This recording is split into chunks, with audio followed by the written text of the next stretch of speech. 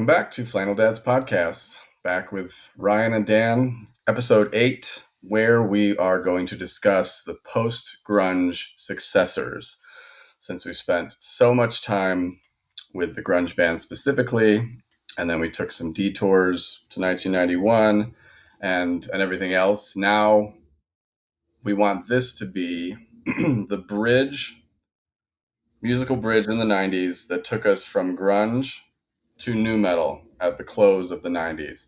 So it's wide open, full of amazing bands, amazing splintering subgenres that kind of just came out of nowhere and gave us endless CDs we wanted to buy now that CDs were the mainstream media that we had to consume. So, Ryan, any introduction to this episode that you want to add before I jump into anything? I think you touched on something that I thought would come up quick. Is that I don't think I noticed it in the moment, but it seemed like at that time when it was pretty clear that grunge was on its way out, or at least fizzling. That it kind of there was a mishmash of like grunge and alternative was kind of one thing to me at the time, but then very quickly into 96, 97, 98, it splintered, it fractured into a bunch of different subgenres that I didn't really I guess I didn't realize it in the moment, but looking back now, there's like a lot of, and they have names for all these things now, all Yeah. these little like pockets of stuff. And, there was so much that came out of that. And I don't know if it was just that I was, grunge, grunge, grunge. And then all of a sudden there's not a whole lot of that left to listen to, Yeah. Alice in Chains and Soundgarden still had outstanding albums into 96, but it was pretty clear that, it was on its way out.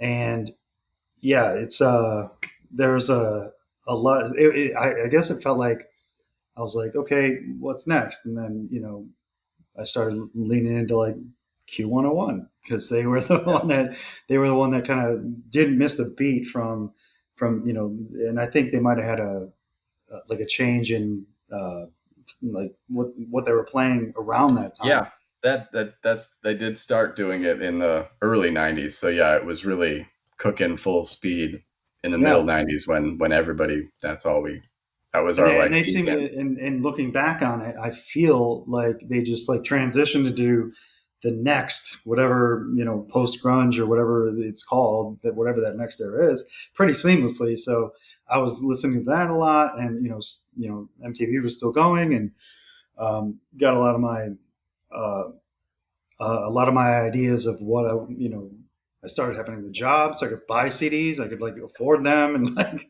so I started Drive to the buying everything store up. on your own in your own car, so you didn't have to ask your parents to take you to the mall. So yeah, it I was still did. You were you. yeah, you were 2 years behind me in I'd the ask you to take driving. me to the mall, but Right.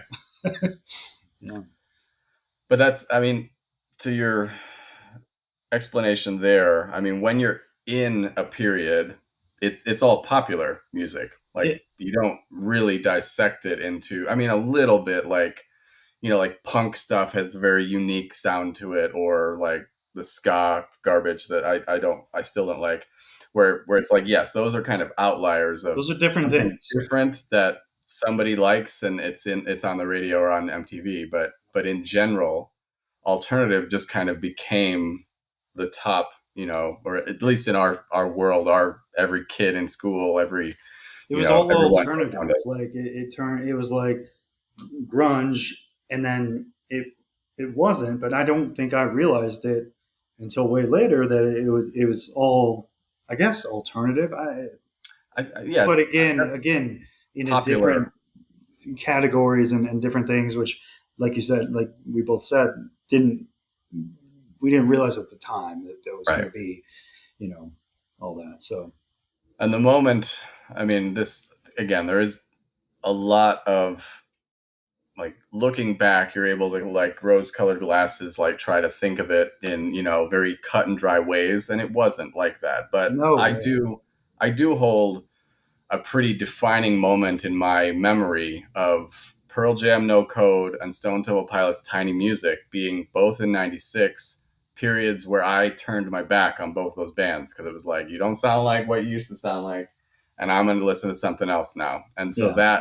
that was really, I mean, but you did mention Soundgarden had something in that year, and Alice in Chains did too. So it was like, that was when it It started, was straddling across like, it was okay, teetering. It was teetering at that point. You felt, yeah, at least the way I remember it, I knew it was coming to an end.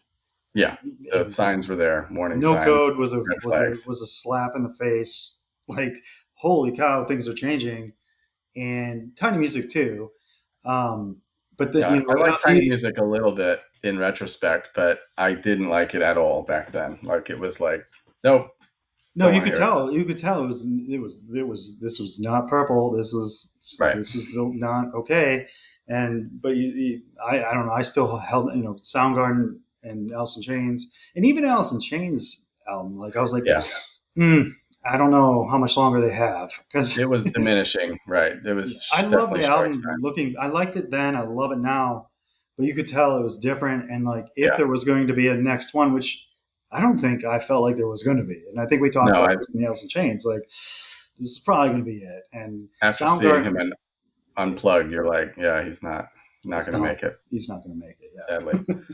But So yeah, it left you like, kind of like, well, I'm not going to be, just like stranded on an island. I need to start listening to other things, or at least embracing other things. And holy shit, there was a lot.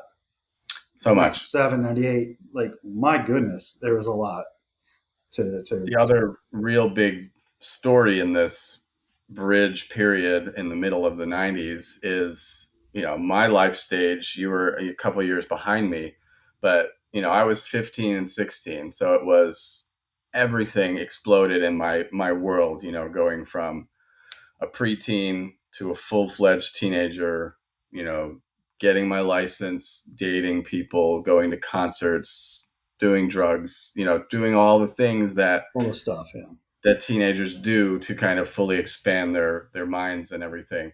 So that was it for me. So that's kind of why I had new friend groups, girlfriends that would be into this, then I'd be like, okay, I'm kind of into that too, or so you kind of share all these, you know, playlists with each other or borrow CDs from each other. And Yep. that was like just a period of massive, because I have all these memories of like like riding on the bus, which I only did to high school in like freshman, sophomore year before I had a license. And just all these memories of like, that was a place, like I heard people talk about Marilyn Manson or Rancid or just bands that I probably wouldn't have come in contact with naturally. They weren't front and center on MTV or the radio.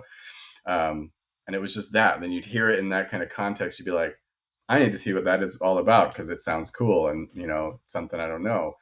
So it was just like this spreading of all this like musical culture and taste across, the youth of that period. And it was so cool and so exciting. You never got bored. There was always something else, some other amazing band or song on the radio or on MTV that you just dove right into. So, Yeah. And um, like, not, I wasn't driving or, dating or anything, but I was going into high school. So that's a transitional period too. And you had your license, and that was a cool thing for me, because I was like, like, so yeah, it was definitely a shift in just life stuff for both of us in different ways. But that plus the musical landscape changing, and splintering so aggressively, yeah, that yeah, and you didn't have to look far to find these things either. Like, yeah, I would argue that Marilyn Manson, you could find that on MTV, like, when he late started. at night, maybe, but Yeah, I mean, that's, I feel like that's where I probably heard it, or maybe it was in the car while you were driving me around places. But I don't think I don't think they were showing cake and sodomy videos or any of those early songs though. So no, no, like no, maybe no. It was the, yeah, Antichrist Superstar. Antichrist That Superstar. was, Yeah. but So what but was that, that like was my point. 98? So yeah. I was hearing about Marilyn Manson in '95 on the bus when it was just the Portrait Oh of an wow. American Oh yeah. Family album.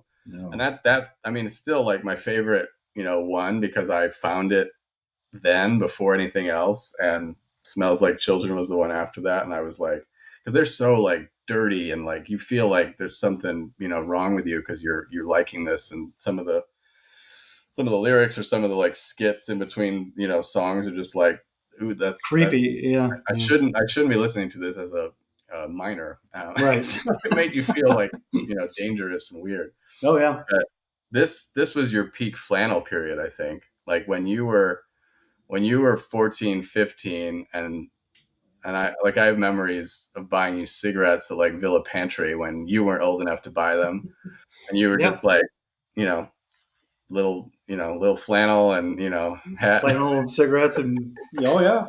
Oh yeah. So that was a That was memory the of that was that. probably the heyday of that. Yeah. Yeah, I didn't even really think of the fashion, but because the grunge flannels, ripped jeans went into like the Genko for me, and Oh that was the new metal. Like that was where that oh was headed. wow. So by the Yeah. end of the '90s, that was 54-inch, bottom With jeans. the yes. Oh man. So yeah, but yeah, back to Q101. So this was kind of what I used, and we will share the link of this particular list. But every year, Q101, local Chicago radio station, any local person that grew up knows it, but anyone outside of that range may not. It was a great station, played everything that everybody liked. They would do a top 101 songs of every year. And so I pulled 96 just kind of out of a hat as kind of that's where the grunge started to wane, and new stuff started to kind of explode. And so I And they took they that and list. they were out ahead of it. They knew it was happening. That's why. Yeah, right. So that's why a lot of this is not going to be a lot of Soundgarden and a lot of like. It's going to No, be they knew it was happening and they got way in front of it and put out everything else that was out there that you could listen to, and it was like, yeah, it was, yeah, well, you have to remember back in the olden times when, I mean, radio stations, they would take requests. That was a big part of the way that a song would get continuous airplay is like, the top 10 of the week. And that was declared by how many times someone said, play this song someone next, called play this in song and next. literally called in and said, "I want to hear this." Yeah, Right. And so that was, kind of that doesn't happen anymore, with what media is pushed in our face. I mean, maybe a little like when something's viral on, TikTok, then those kind of songs naturally kind of disperse and go places, but it didn't have the same kind of controlled nature. So radio stations were really, and MTV were the only game in town for hearing something that you didn't know about, and they just did a great job. So I they took did. that list of 101 songs. I'm not going to read them all because it's way too many, but I asked it to break down that list of 101 songs into the most meaningful subgenre chunks. And it that exercise in and of itself really shows you how much was going on, and that nothing was at all like didn't have any market share of any one subgenre. So um, there's one, two, three, four, five, six, seven, eight loose categories that kind of it took from that list of 101. Top is still remaining grunge Seattle in 96. So this would have been a lot of, I know there were some STP songs on there. I think Hail Hail was on the list from No Code. That's one song I can kind of listen to. But so that was 17%. 16 to 18 songs out of that 101 were in that waning grunge. Are Then these are post so grunge. like I don't know if you like know this off the top of your head, but like are they still like playing even flow? Are they still like No, most of them were pretty up to date songs. So like okay? Soundgarden, Burden in My Hand. So Yeah, everything from that album, Big Bang Baby is on here. Pretty Noose is on here. okay. Hail Hail, Pearl Jam. So yeah, they seem to be recent, not playing all the hits. 95, 96. Yeah, coming out. Cool. All right. Nirvana Aneurysm. So that was like one that got released on a compilation, I think. Yeah. Pearl Jam, I Got Id from that Merkin ball. Oh So yeah, stuff like that. That was so yeah. It was there was still an appetite for it, um, but the next one was the post grunge kind of genre, and that's we're going to talk a lot about the bands that kind of make up that because they were, according to this, 16%. So right neck and neck with kind of the old guard of grunge, and now these new bands that were kind of taking the formula but evolving it or pushing it somewhere else. So that was yeah. 16%. Then alternative pop singer songwriter is 15%.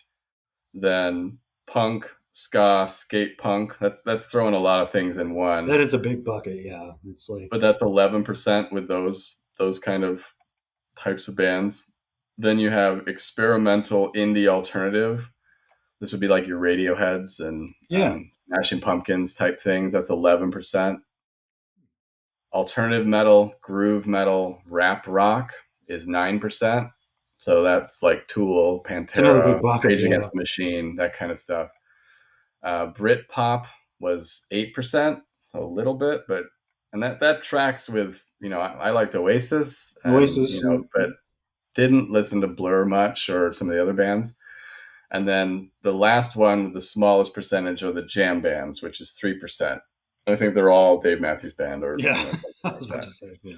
So that's kind of where we, or at least where I started to frame the post grunge successors to be loosely in those categories. You could And dissect it 100 different ways and like put boundaries on it. You come up with 7 or 8 categories either way.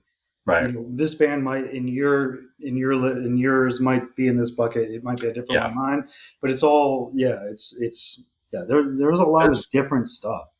there's I mean, the more I did this, like to your what you just said, I was like, where's this band? Like, they're Yeah, not in this list. And then that would be like, oh yeah, that's a whole nother sub genre. yeah. Like, so it does get a little ridiculous, but I think No, it this does. helped me kind of understand, because it was layered. Like I said, it wasn't, we only listened to this and then we stopped listening to that and then we started listening to this. It It was was like, not there like was that at all. all this intermixed, like one example, um, and I have more firmly defined because that listing of subgenres from the Q101 was for the sake of that Q101 list. But I have more distinct subgenres. One being industrial, because Nine Inch Nails to me, I like Nine Inch Nails pre Downward Spiral. Downward Spiral came out in '94, so that was right alongside Nirvana and Pearl Jam and everything else. And so yeah, so there was a lot of overlap. So let's Oh yeah, let's dive into the first one, being post grunge.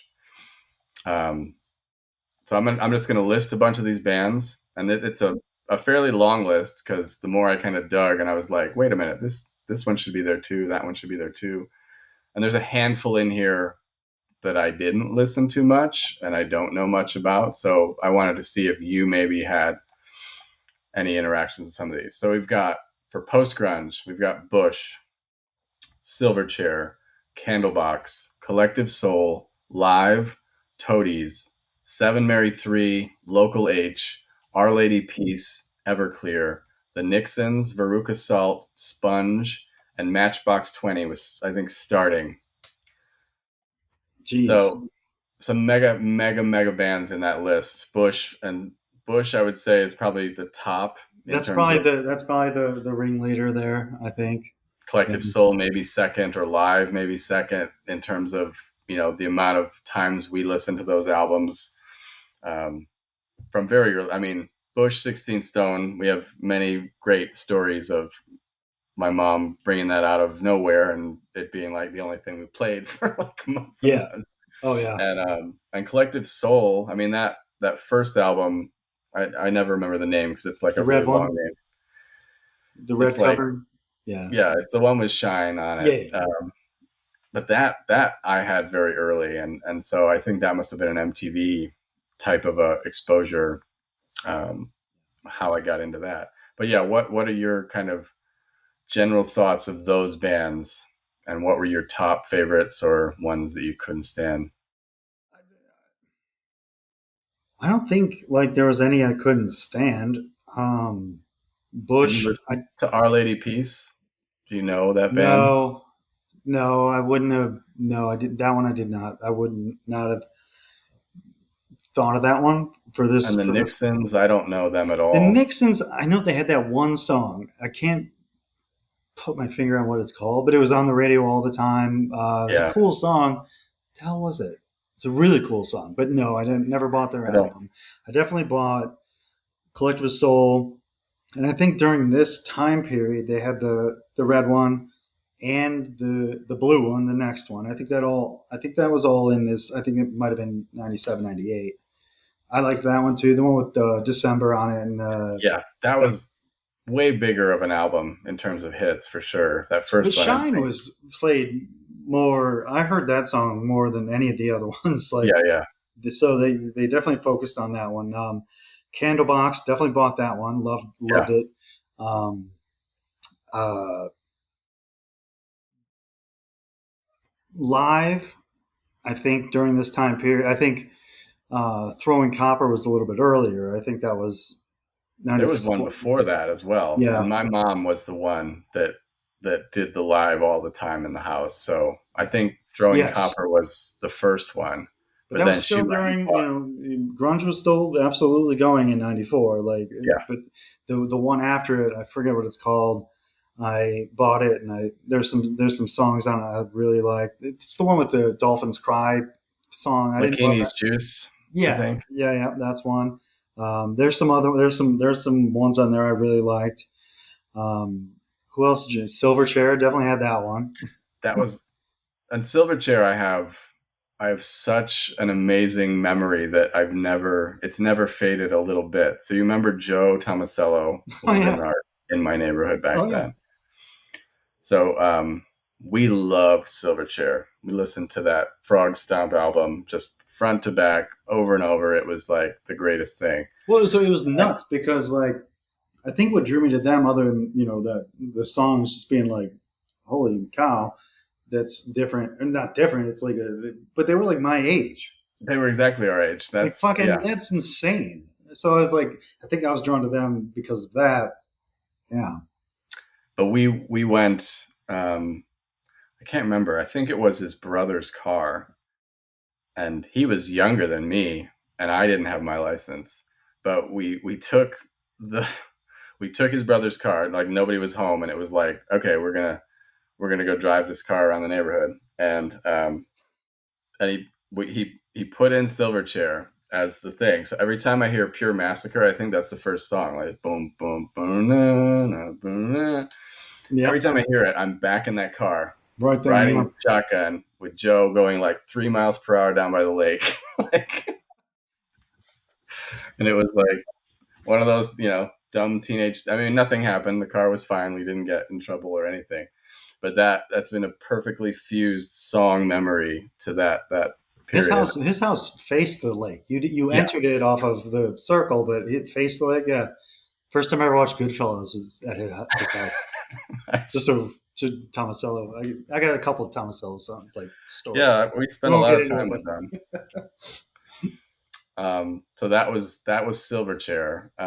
yeah. And one other, I want to take a little step back because I think a lot of what I personally liked with grunge, as you did as well, because you played guitar, was that it was very guitar forward riff type music, and a lot of this stuff in the post grunge, like Bush, Silverchair, they were very good riff bands. Very good Like power chord riff. yeah, You could play it, any of it, most of and it. that's the linkage. I think that's why we're like, yep, that's I can learn Definitely that on Bush. guitar. Yeah, definitely. Yeah, Collective Soul. I think live were different. They weren't. You know. Right, less power chords, more open chords, Yeah. um, but I mean the second or the later Collective Soul, I wanted to learn every single one of those. Like I'm gonna do it because I haven't done it in a while. But the like cool little World I riff know. Yeah. bits like that. I'm like I'm gonna do that. It's something I can learn to play. It's in my wheelhouse. So Yeah. Well, there's a lot of hate for Collective Soul, but I absolutely love I that. don't see why. I don't Yeah, get it. Yeah, like I they thought they were awesome. they have a pretty awesome catalog, and the more you go back to the older stuff too. I mean, back. I mean, and I mean this like I've always said. I'm a bit of a hit whore Yeah, oh yeah, where I buy an album and I only listen to the one song that I like, and I don't even try the other ones. But then when you mature and you don't act like that, then you're you get like, better there's at that. Yeah. plenty of other cool stuff. And I feel like, Um, I think with that album, especially, there was like three songs that were cool. So it was like right. perfect album. Like, Right. I don't Yeah, know what that's else is on it, but like there's three songs I like. That's like a triple platinum like thing for me. Like things yeah. like so they had that. Candlebox, Candlebox had that with theirs. Um, Broken Arrow was the other one, and um, what was there was another one there far was another. behind. Yeah. Damn it. My wife would know. Damn it. But yeah, I know exactly what I'm thinking. Yeah. But, I know I can hear it in my head, but I haven't spun that and one. Bush, like that was one for some reason. You heard Machine Head, you heard Everything Zen. For some reason, I gave that one extra leeway, and I was like, okay, I'll just listen to it. And I was like, There's not a bad one on there's that not a first bad track. song on that album, I and can I can sing and play almost every single one. yeah, So yeah, and that was there was huge. video That was for like most of them. it was like I think that's why like for this group of bands, that one's probably it's like I don't know if I clung to it because like it gave me like everything's gonna be okay. Grunge is gonna die.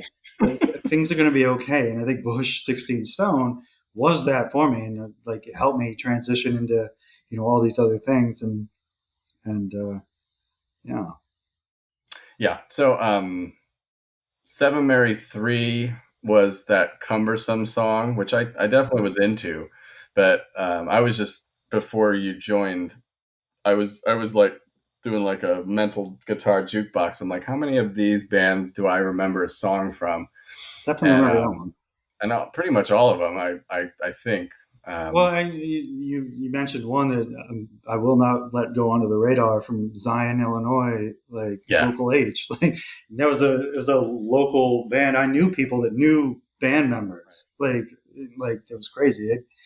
So that copacetic song, like that was I huge. never. I don't know if it was huge like globally or nationally, but I still hear it on the radio here in Charlotte, North Yeah, yeah. Carolina, like every now and then. And I think they're still popular, but yeah, that that was a major connection for us. yeah. Because yeah, they were from Zion, and I actually, kind of lived in Zion before Antioch, and so like the back of their CD was like Yeah. Fritz's Corner, the bar, Yep. which I'd driven by 1,000 times on that intersection. So yeah, that Their was. bass player went to our school for at Oh least a yeah, year. Yeah. I can't think of his that's name. cool. Yeah. You didn't like the Toadies, right? I think I remember you saying you hate that song, Possum. I don't think that was did I don't think I mean no I love that song. Who didn't Okay, maybe yeah. it wasn't. It I wasn't don't you. know. I could not if you had a gun to my head, I could not name another one of their songs. I couldn't either. But that one is pretty. I love to sing it because it's one of those like Glenn Hansard where when I need to like let it all out in a Yeah. song, that the screaming in that one gets it all out. So that list is really good. Like where does I don't and maybe it's in a maybe it got bucketed differently like Days of the New. They didn't. That is in the same one, so good It job. is. Yeah. I didn't say it because I don't think they came out with an album till like 98, 99. So they were a Really? very late I thought it was kind of earlier add on. than that. Yeah. I know Well, I I did have too, but it like was yeah, it maybe was it like was. right at the end of my high school run, and then maybe even into 99. Really But interesting. yeah, they're absolutely in the I same remember same being in place. high school listening to it. So I mean, again, But yeah, you a went couple till years later. 2000, right? So that was Yeah. probably Yeah. Who's the other okay. one? Would you say Tonic? Never got into them. I didn't have Tonic on the list, but yeah, they would have been absolutely there. Yeah, didn't get into them. They're on my list of like again like I have I think 9 categories. I have Yeah, much I've got about similar the exercise. same. So like yeah, I'm Yeah. sure we'll converge. This I had a next one bunch that I of their had, CDs though. Holy shit. I had a bunch of yeah, those yeah, CDs. yeah. Bush, Silverchair, Candlebox, Collective Soul Live. I don't know about Toadies. I think that was a Joe Tomasello. He was the one that got me into them, but I don't think I bought it myself. I think I just listened to his. Yeah. Seven Mary Three, my mom had. I definitely had Local H, I think I had. I Our Lady bought Peace, Seven Mary no. 3 at Circuit City. I remember it distinctly. Nice. 9.99. But the rest, Everclear, I don't think I ever owned their CD. I liked Santa Monica and first few songs, but Yeah, never there's. liked them I enough to like those buy it. songs. I like those songs to this day. I have them Yeah, on playlists. All I'm sure. right. I But don't I think don't I think I ever bought bought it. it. I don't think. Nixon's didn't know. Veruca Salt I really liked, but I don't think I ever owned it.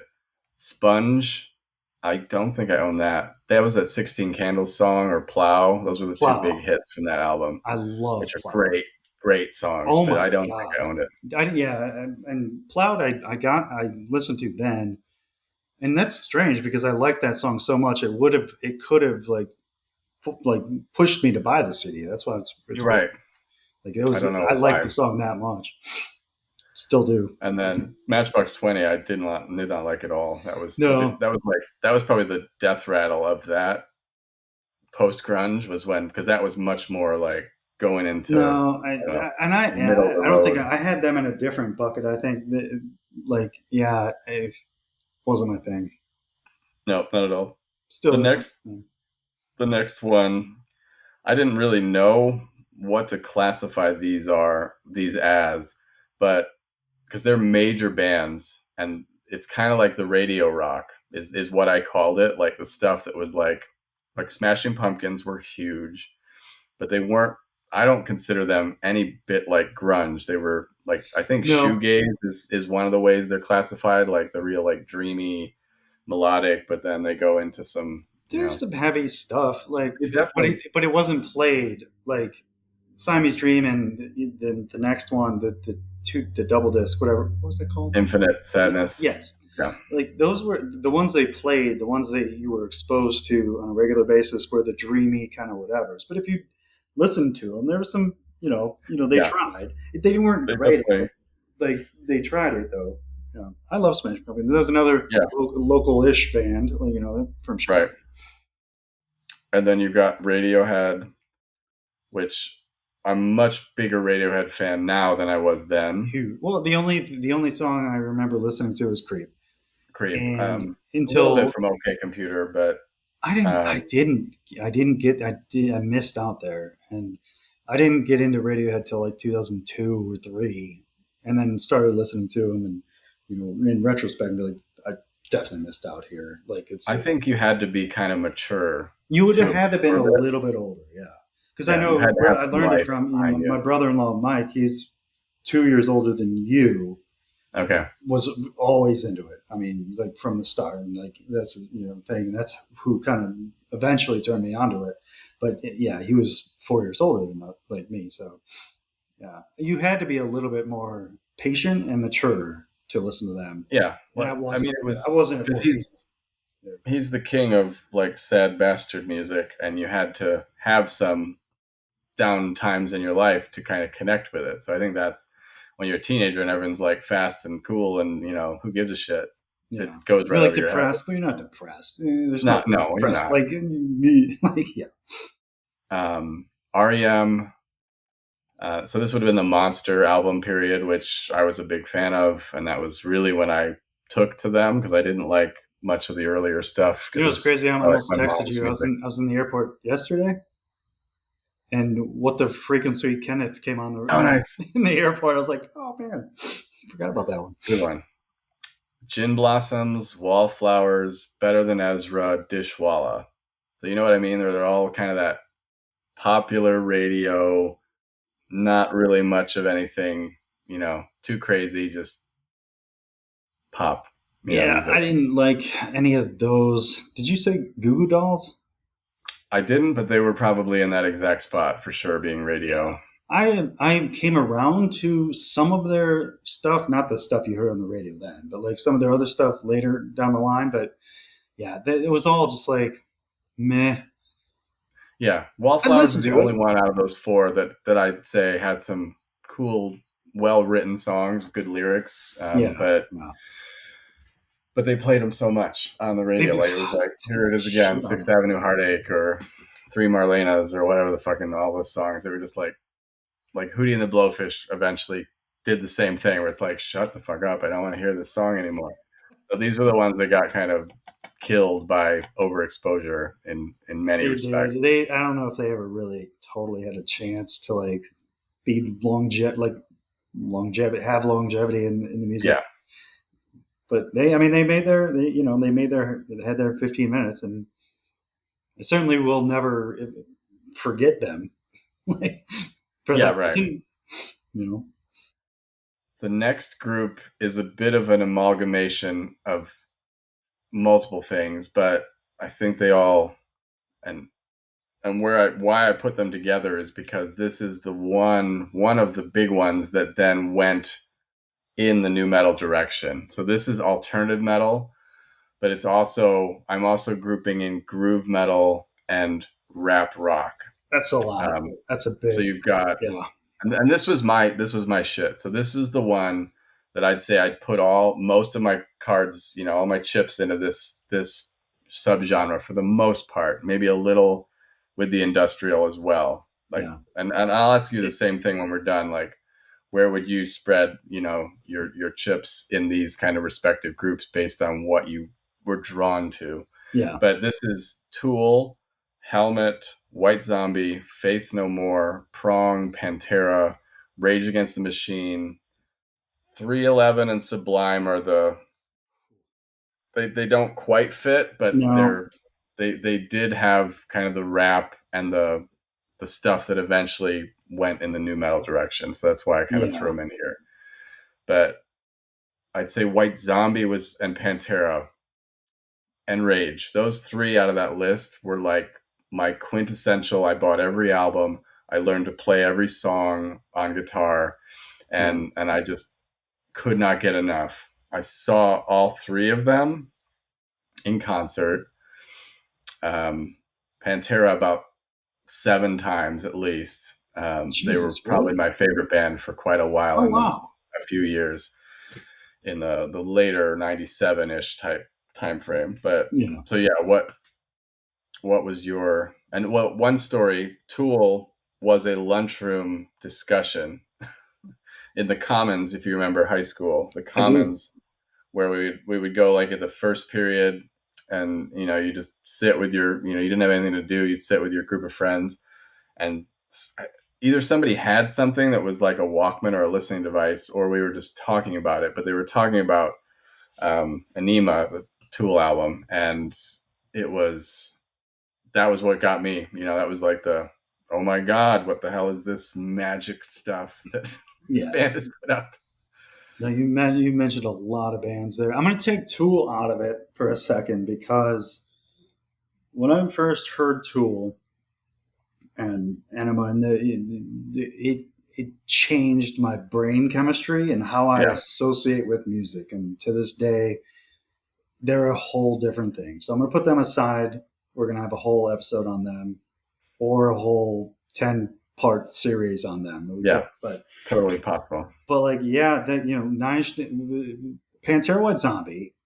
I I feel like I listened to them while grunge was going on. And Yeah, maybe I didn't. So like I don't feel like they were part of the transition period. I feel like they were just there. alongside it. Yeah, and Yeah, and you're pretty accurate with that recollection because I think Astro Creep 2000 came out in 94 yeah. and Far Beyond Driven by Pantera came out in 94. So So, so they were just part of the landscape. There was no like learning curve or like what is this? It's like I'm yeah, pretty familiar with them. The other ones you mentioned, Sublime and 311. I would put them in a different category. I listened to them. I probably had Sublime's album. Not a huge fan. Um, who else did you say? You said Rage Against Prong, the Machine is the other Rage. one. Rage, I came around too late on. I was probably 99, 2000 before I got into them. Oh, really? Yeah. Um, I had girlfriend influence. oh, yeah? Tiffany really loved Rage, really loved Oh, 311, and really? that's what pulled me into both of those very Sure. early in the Yeah. right right first album. Yeah, Because I remember, the filters and the helmets and the prongs I didn't get into much. Um, respect their contribution, but wasn't my thing. Never really went that way. have you've never? I mean, Prong is the diamond in the rough in this list. All right. Um, that the one album, another something device. I can't remember it or whatever the no, what, I can't remember the name of it. And this was another great concert memory. It was either White Zombie or Pantera, but Prong was the opening band, and I was with Eric Brown, who was a because he had the car before I did, so he was You did. the ticket to the concerts before I could actually drive myself. And this was at Alpine Valley in Wisconsin, and being that we were super excited teenagers to go to this concert, and that was probably I was probably 15 because he was, I think, a little older than me. And so this was very early in my concert going. I had not seen that many concerts up to that point. So we were there like hours early, like, because that's what you do when you've got nothing else. This is like your month's excitement plan. And so we showed up, and it's like, we're sitting in our seats. And I think we had decent seats. And so we were like an hour and a half before the opener, just sitting there. And so there was this other kind of group of rowdy, similarly aged people, and they knew Prong was going to be there, and he just kept screaming Prong, like calling him out, and I was just like, "Who is this band?" Because this guy really fucking loves them, and then they killed it. Like they were like the Yeah. coolest. Like the singer has like a real thick New York accent. You can hear it like in his songs, and when he was talking, you're like, these guys are legit, serious New York dudes that are rocking. And so that one album I've listened to endless times. So All check it right. out. I'll It's give that it's another round. Yeah. but other thoughts around this area. Sublime was another high school kind of one It was. where Yeah. where kids were talking about Sublime, and I think he died while like he may have died in 96 or 97, so it was like that was a big story or conversation because it was like Hmm. he was so good, god I damn it. remember that. Yeah. But that's when I remember like when you'd have those like after class moments where the teacher was not doing anything and you were just like, people would be like, I'm listening to this and I'm cool and be like, ooh, what is that? There's a bunch on this list that I remember discovering by someone telling me like that in those just passing moments in high school. Um, Faith No More, I didn't really like at that point. Um, I I always thought they especially were. didn't like that album, the King for a Day, some whatever it Yeah. is. I didn't. I always thought they were I like mean, I an like, '80s band. Like I always thought they were like a hair metal band. So I never like. I mean, I yeah, they did. were kind of in They a were middle kind of in ground that for all weird. genres. Yeah. I didn't. I mean, that one song's cool that they still play, but never got into them then. Epic, yeah. Yeah. I really like the two albums after the first one, just as they're pretty metal, pretty serious, heaviness to them. But back then, I had a bunch of friends that were into it, and I was always like, nah, I don't Mm. want any. I'd rather listen to Metallica or something than like. Yeah. Yeah. Okay. Next one is industrial or electronic. I'm throwing in electronic just to make sure I get everybody. But this is Nine Inch Nails, Filter, Marilyn Manson, Stabbing Westward, Prodigy. Yeah. Stuff like that. Prodigy, absolutely. Gravity Kills, KMFDM, Republica, and Skinny Puppy. Skinny Puppy, I did not listen to. That was like an extreme one, but they were popular in the Public like you Orgy, were I not think cool if was you yeah liked Nine stuff Inch like that. Nails, but that was like the extreme edge version of that kind of So, industrial. do you have on the like? I would like. I don't know where to put like in a band that I definitely want to talk about. I don't know if it fits here or in the last like stabbing westward. Yeah, they're in here. I said that. You did? Okay. Yeah, They're industrial, sure. they I they were my headliner then, and now I love Yeah, Stabbing Westward. Holy shit, I it's love Stabbing Westward. yeah. They're and I think I mentioned this to you not on any episode, but I went to um that big festival, Pretty Sick World in Oh, Vegas maybe 2 years ago when yeah, that yeah, was the first year that festival came to be, and it was like the perfect stars aligning moment for every one of these cool bands in the 90s getting together and being like, we're going on tour on the same day. And I was just like, oh my God. And they were one of my favorites there. And when you sent me the picture of yeah, the fucking whatever, and like I remember I was in my bonus room up here and like looking, and I was like, holy cow, there's a bunch of awesome bands, and I saw Stabbing Westward. I was like, we gotta go. We gotta go. I was like trying to piece together who's gonna babysit the fucking kids, and I was like, we gotta go to this. And yeah, yeah, and I I listened love to, them to this day in a huge way. yeah, both.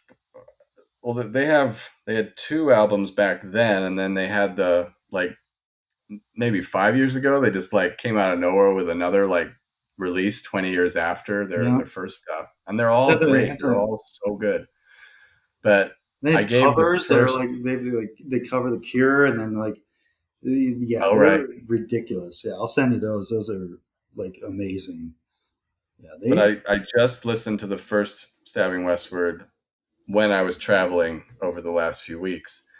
And this is kind of the part that made me really think of the band because he's like screaming in Yep. almost every song, like full power. And to and then when I saw him, because I saw Filter too, and Filter does kind of scream a lot as well. um and you could tell Stabbing Westward still got it. Like he didn't like take the low octave version or take That's a I love to key hear change. that. Oh my god, I love to hear that. That's But awesome. Filter was like he almost, but you could tell his vocal cords had aged a little bit, and he Yeah, didn't quite have the intensity. So that was the most impressive part of seeing Stabbing Westward, because like he doesn't give himself a break. Like when you listen to every track, not just the hits, but he'll start whispery and slow, and then he seems to go like full blown like primal yeah. scream, He and had it's some just so pipes on it. cool. That dude had some pipes on him. Like, yeah, yeah, And I remember him.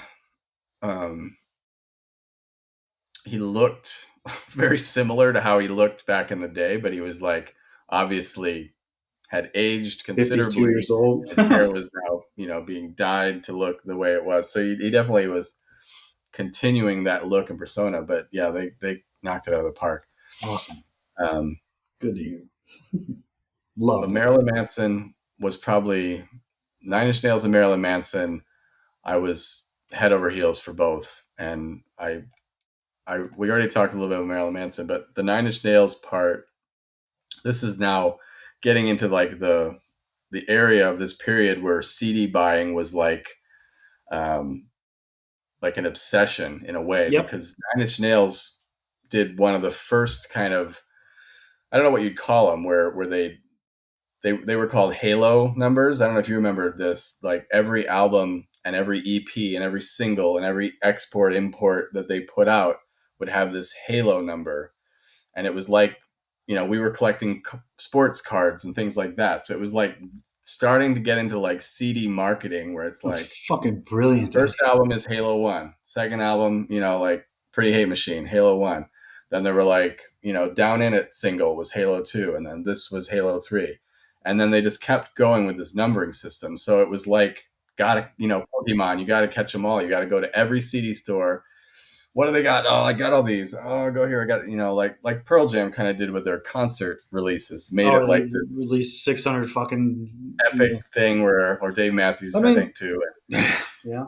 No, I mean, it's brilliant marketing. Like, yeah, amazing. But I had them all, and that's why I'm so pissed I can't find my fucking cache of CDs somewhere in the basement. But I had every Halo up until With Teeth, I think. Like that was the one in the mid 2000s. Why not? I Um, love I that's may my have got favorite one one. after Yeah, I didn't want to talk about it till the next episode when we get into that period. Yeah, Yeah, that's where I was like, okay, Nine Inch Nails is unbelievable, yeah, they're an awesome band. amazing And band. I'm so glad he's found even more mainstream success with all of his like movie scores, winning Oscars for putting things together I in love movies. all that shit too. I love it, Yeah, love it. Ghosts is an amazing the ambient stuff that he did. I listen to that Mm. all the time. Social Okay, Network fucking soundtrack is right. get out of here. Yeah, good one. Um, Next one was punk ska skate punk. Yeah. So I definitely dipped my toes in some of this, but some of it I didn't go near. So the full list of what I've encompassed is Green Day, Offspring, Rancid, Oh, No Effects, Bad Religion, No Doubt, Real Big Fish, the Mighty Mighty Boss Tones. Again, there's ska and punk are being jammed into a, a similar box, and they're not really that related. But Sm- but yeah, Green Smash, Day and Offspring is Green all I Bay. listen Yeah, to. those are the big ones. I I didn't like Green Day that much, and I was like Really? ostracized for it. I didn't love it. Offspring, I did. Like Smash, I bought like as soon as I could from Circuit City. I remember exactly. Circuit City and I, when they closed, it was a big part of my life died. But I liked Offspring. Green Day,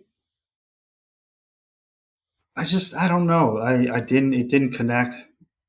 It I didn't thought connect. Dookie was pretty flawless. It was good. It was it yes, and a I lot of mean, people thought if that. you haven't listened to it in a while, I have just not.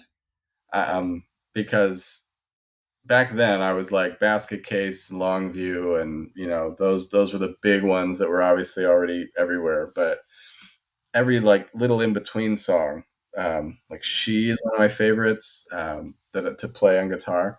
They're just I don't know, they're so tight and kind of clean sounded like their tone. I mean, like their tone was so exact, Yeah, and it was yeah, a little bit. I mean, it sounded kind of manufactured in a way, the way that like that kind of sound comes across. and But I think it was, and I don't think there's yeah, anything wrong with that, but right. it definitely was. It was like tightened up, neatly tailored punk. You can because punk is usually dirty, gritty, not on time. Dropping shit, breaking drums. This was like perfect, like aligned punk, which was an interest. And I think that's why everyone was like, "What the hell?" Like Yeah, this is so catchy, but it's fast punk pace, so it's just like that punk pop it was funny. thing We hadn't were in the really. car yesterday or today, Jesus, and Longview came on. I just cranked it because why not? With the kids, they usually listen to their bullshit, and I finally got some radio time, and it just happened to come on, and I pumped it up, and my daughter was like, Zoe was like, "Dad, this song's weird." I was like, "Do you like it?" She's like, "I kind of do." It was just like, "All right, we can cultivate this. Let's go here." Yeah.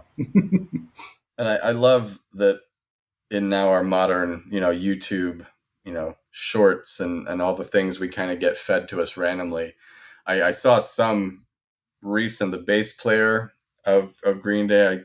I don't remember his name. Trey Cool is the drummer. Billy Joe Armstrong is the singer. What's the bass player's name? I don't know.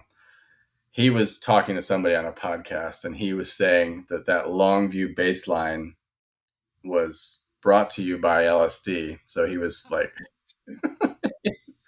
he was in a trip, and then he just picked up his bass because it's so simple, but it kind of has that cyclical. It just keeps No, going it's forever, and it's yeah. like so fucking great as a bass line. And for But he was like, yeah, I was totally out of my being mind. hopped up like that, it was still very clean. Like I like that. That's cool. That's probably why. I mean, when you're in a state like that, and you're like, this is like a perfect circle of like it just keeps going, and it keeps making me come back to the end and the beginning. So yeah, I Yeah, thought that was a neat that is a cool little wrinkle. I like background to that. the song. Yeah, But the ska stuff, like no doubt, you couldn't get away from that. Like my mom was way into it. I think it's girlfriends like were way into that kind of the thing. Mighty Mighty Boss Tones, Real Big I Fish, Less hate Than Jake. I didn't. I mean, there was like the ones that they would make it to the radio. I'd be like, okay, I wouldn't turn it off, but I didn't connect to it really at all. I Um, really did not like it, and I think Dave, my brother, liked Mighty Mighty Boss Tones, and No Doubt. I I mean, he could was see why people would. 6 years younger than me, but Yeah, that so he yeah, was a little kid when that was coming out, and I could see that being sure. much more like trumpets and boom, Yeah, bouncy music. I didn't. Yeah, I liked the trumpets part of it. I thought that was a cool like thing. It just, and I think I tried, but I just didn't. There's too No, I many didn't. other things that we've been talking about. I'm not gonna not listen to Nine Inch Nails. Listen to Right, less than right, right. Jake. Like, instead, like it just would never have happened that way. So next one that I had is a bit of a weird, another in between. I called it indie weirdness. So these are kind of like Beck or Cake, Butthole Surfers, Primitive Radio Gods. They only had one or two decent tracks. Not a Surf, Oh fuck. Space Hog, Oh yeah. Get Guitar. Like they were all in this. Like it would have been like a weird MTV after It would have hours, been like only that. What experimental was type. Space Hog? Was that In the Meantime? Is In that the that? meantime, Yeah, I that like was that song. the one. Oh, it's I'm a sure great they one. all had one I liked, but not enough to like Not a continue. Surf had Popular, which I don't remember liking, but it was always on No, I like everywhere. that song. I like that song, but I wouldn't have bought the CD. And maybe it was a huge mistake and huge miss on my part. All of these, I just never, and I never circled back to them either. Yeah. Which again, Do you maybe I'm missing primitive something. But radio primitive radio gods was that um, waiting in a phone booth. It had like a really long title. It's an awesome song, but I that's their have only to. one. I Yeah, look it up. And then a band surfaced that I didn't know called the Eels. Do you know the Eels? I've heard of the Eels. I, I couldn't tell you. that's the end. That's the end of my sentence. I've heard of them. No, it again. I didn't. I just didn't have. And I think there's too many genres. Like I had to like pick and choose, Yeah, you didn't and have that one that got much left money out for for sure. CDs, right? Yeah. Beck was pretty huge. I remember Loser and that Yeah. first album was pretty awesome, and I definitely owned it.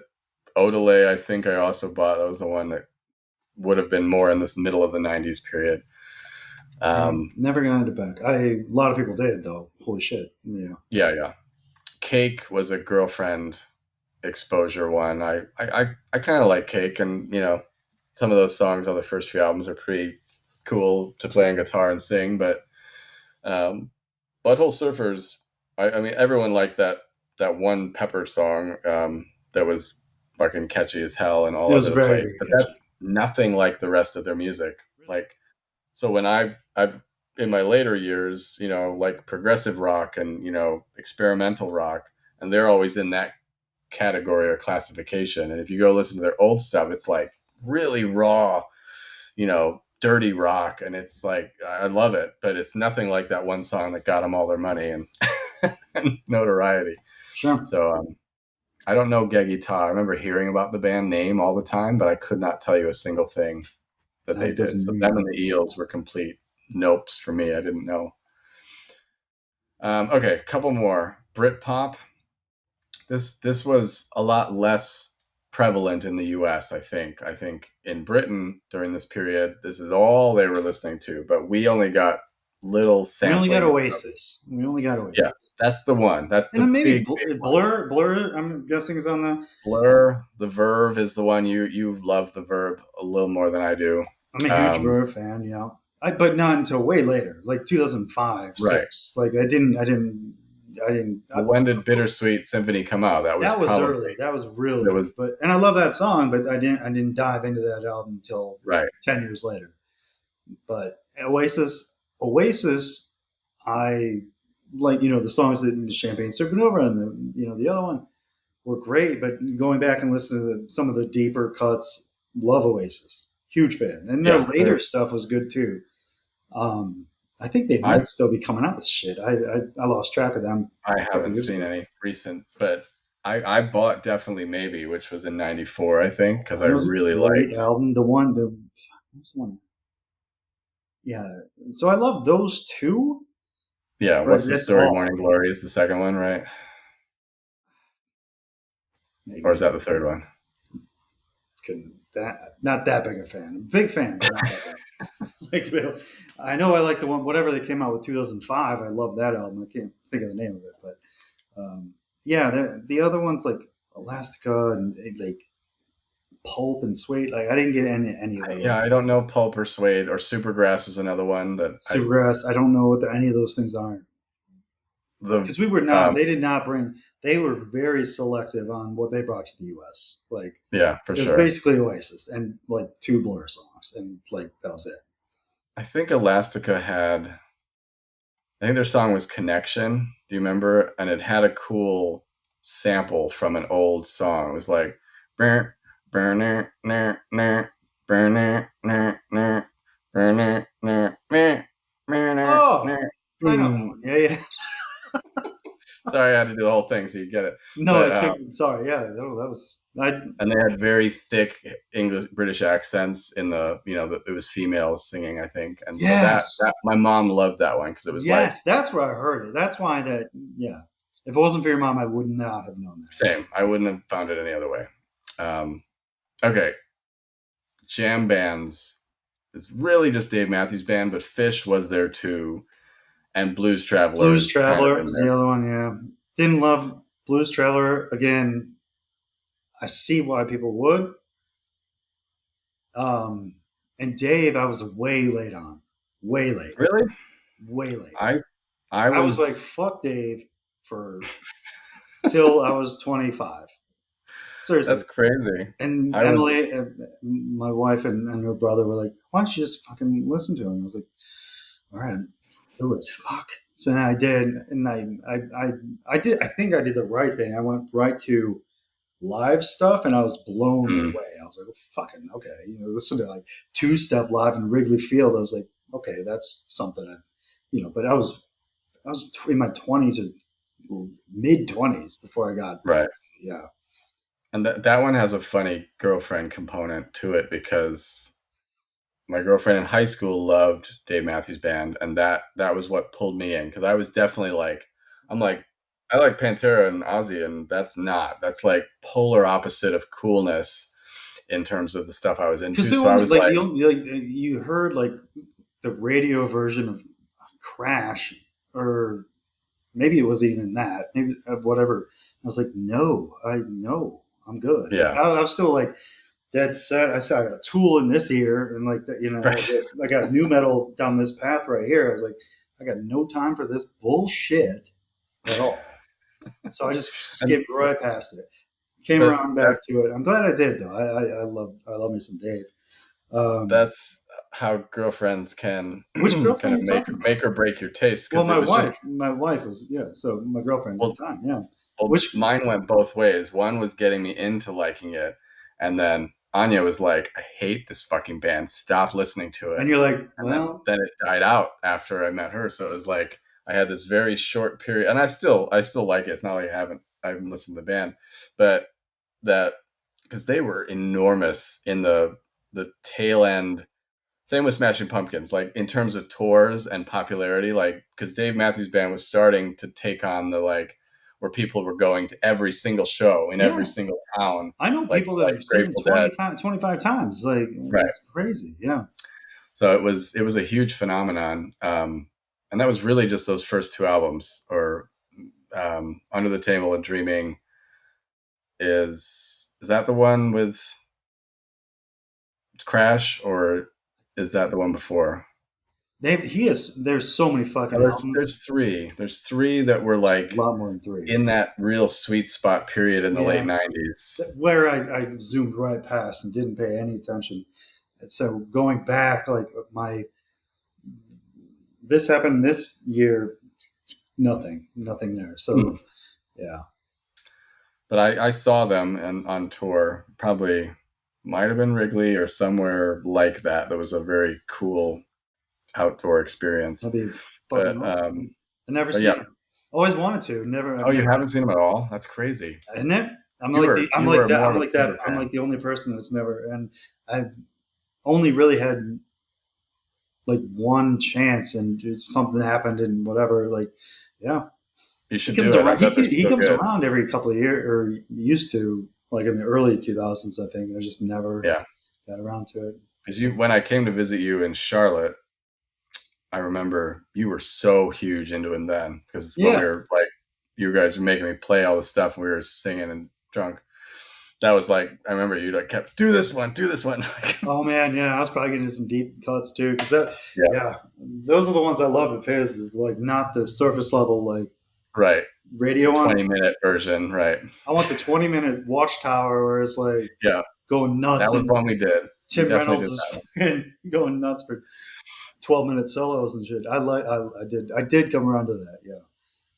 Yeah. Okay, two more, and Yeah. then we are done with this episode. We're in an hour. Um, We're in an hour and five. I think yeah, I think I we'll be think we're good, and then good. we'll still have a lot left.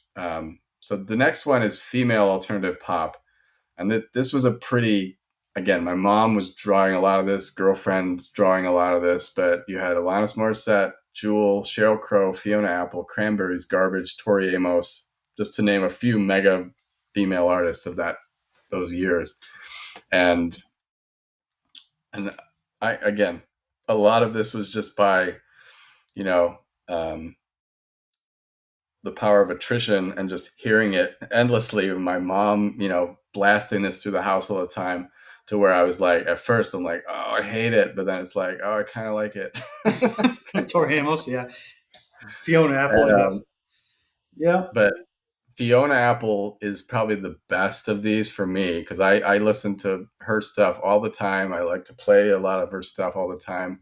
Garbage was a major one for me back Garbage. then. That's weird that like I would have felt like No Doubt would have landed on this, and like Garbage would have been still in like grunge. They were more grunge to me They than were like more alternative. Yeah, they had a heavier I like guitar Garbage. sound. Yeah, I like that a lot.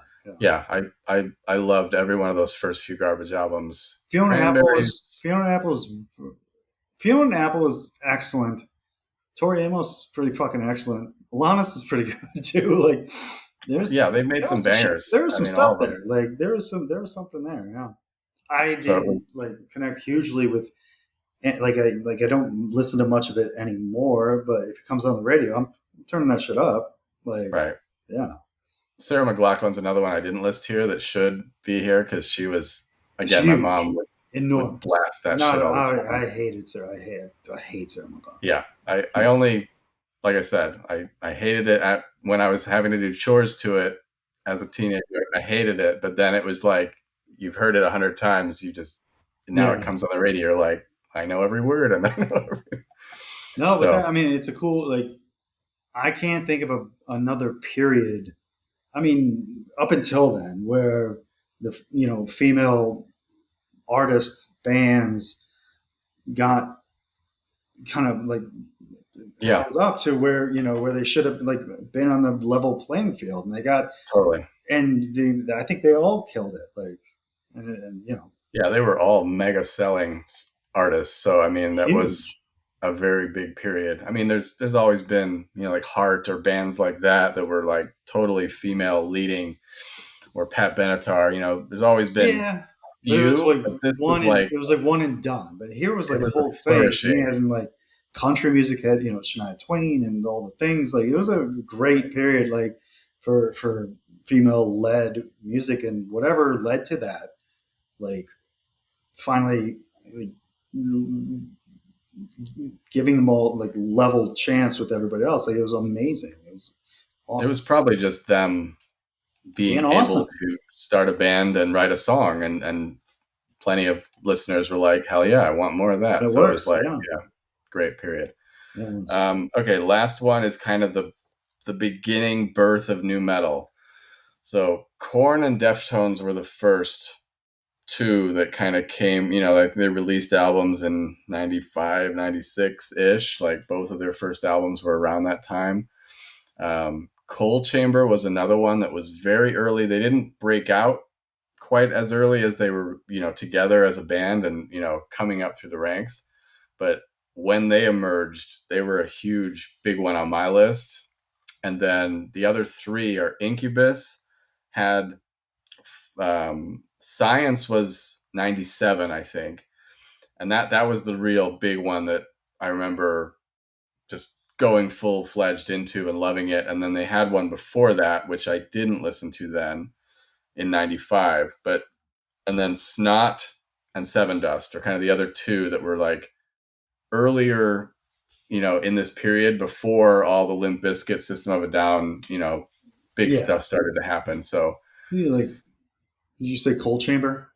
Cold Chamber, one of Cold my Chamber. favorites. Fear Factory was in, I think, in there. That might have been. That one. Yeah, I think they were Demanufacture came out in '95. So yeah, they were early too. So I mean, the ones out of there, Corn.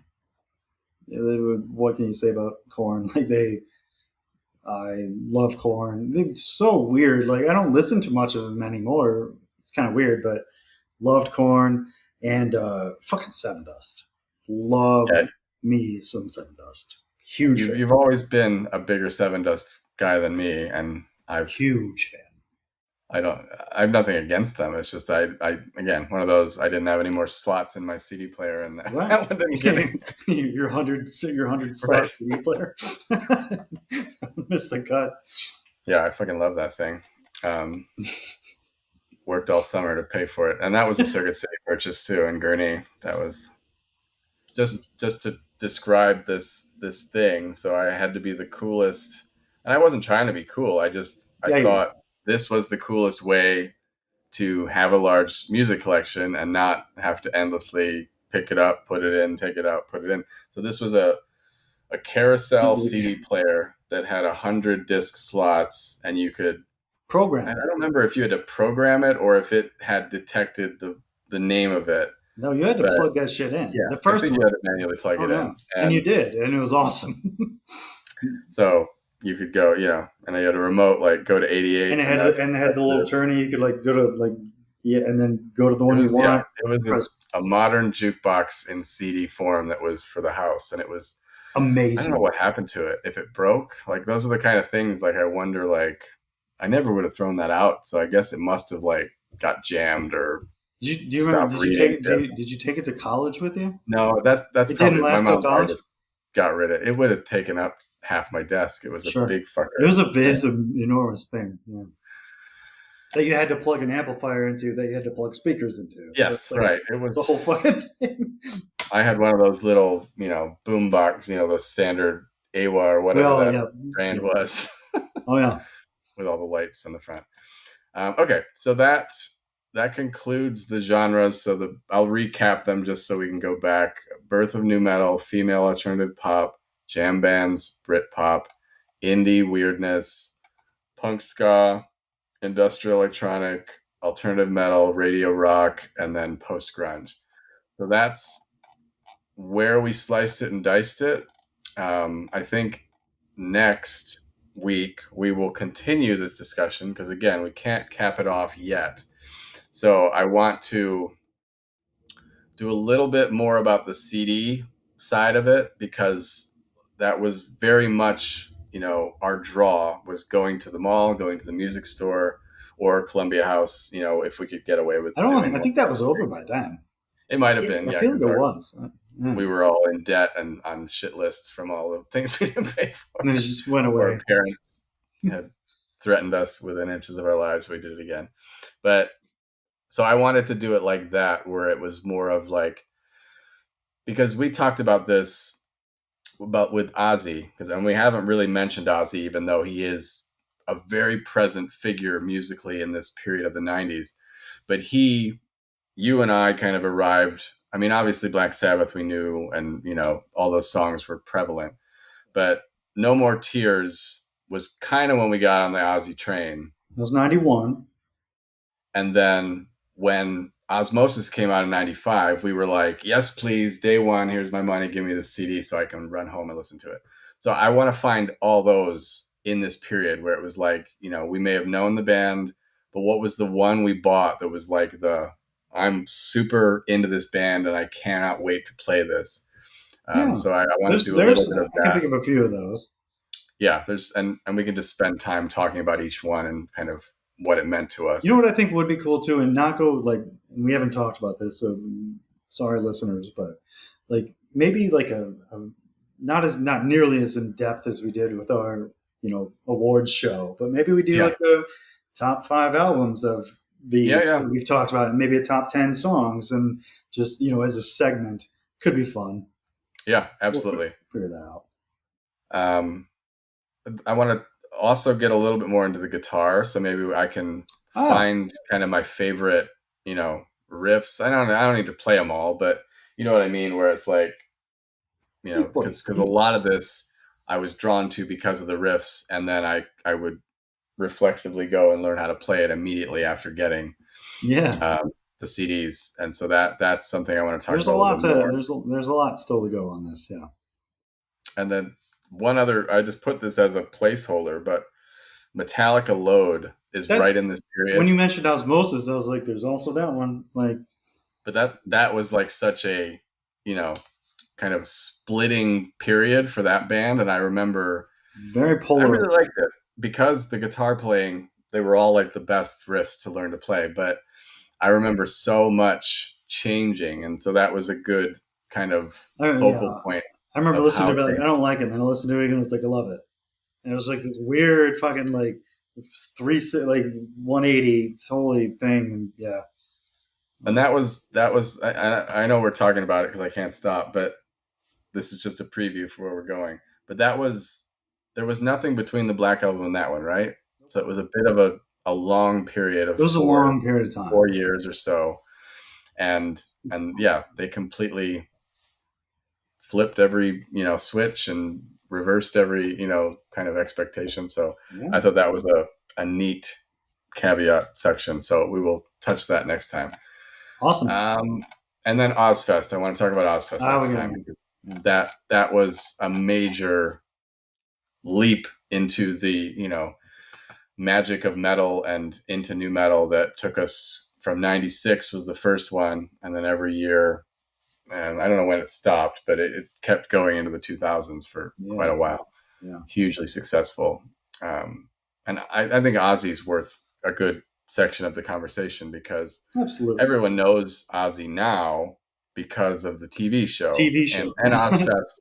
Ozfest led to that TV show in terms of raising their profile, but um, we were kind of. It felt like we knew him well before all of that, Oh and my it was god, kind of yeah, like, yeah. yeah, I know we've been liking Ozzy for forever, and now you're just coming on board. I So get I, it. I want to talk about that kind of because that was a unique thing for a megastar like that to have such a renaissance in all the Amazing, amazing life mainstream that media. man So had. we'll Yeah, give him a good chat. Okay, so cool. that's episode 8, post grunge successors. Part one. Thank you for chiming in. All right.